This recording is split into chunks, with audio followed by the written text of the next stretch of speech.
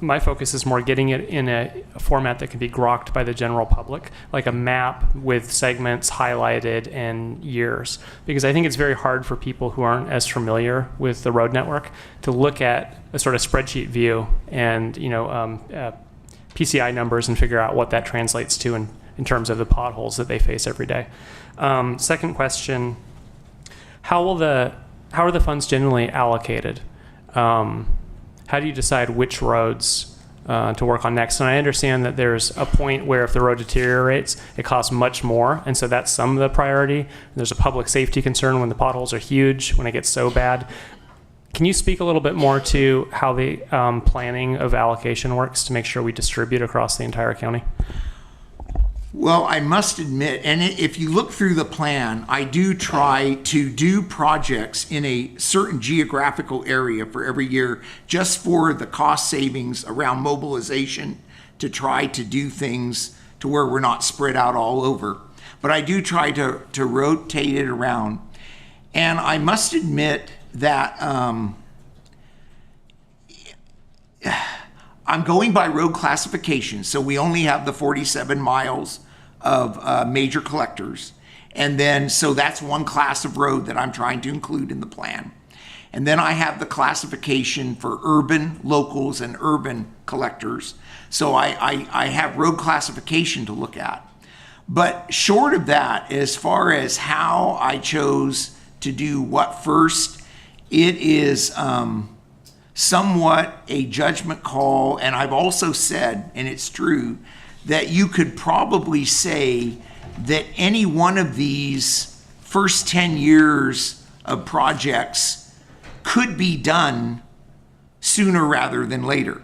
So to some extent, I have just tried to make a judgment call based on the revenue projections that vary, and then plan things in geographic areas.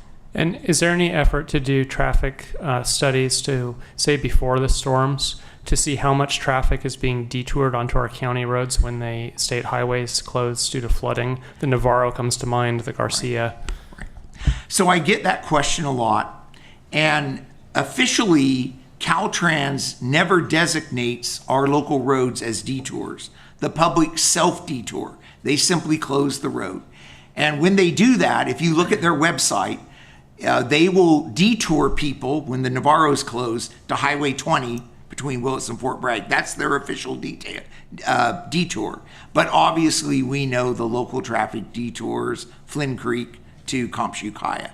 Same thing would be true when the Garcia River closes in Point Arena. They're going to detour to Mountain House. Yeah. Is it possible to collect that data before the storm, during, and after, so that we can show the state, here's the bump in traffic on our county roads as a result of the detour? Even if we showed the state that data, because I've asked that before, they have no obligation to give us any funding. The only time they're obligated to pay us is if they designate a county road as a detour. And they know that, so they don't. Good question, though. I've been asked that. So we don't have the data? I could put out counters during a storm if you wanted it, but there's no way to use that data to compel the state to give us anything. So I haven't done it. If you want me to do it, I could. But I can't direct you, but I know a lot of the residents would like that data. Either we're wrong and it's not as much of a bump as we think, or it's significant, in which case maybe we can't seek the funds from the state, but we can certainly start working with our state representatives to show that we have a problem. Perhaps they need to fix the state highway so that they don't go underwater weeks at a time. Thank you for the presentation. Sure. So I just wanted to point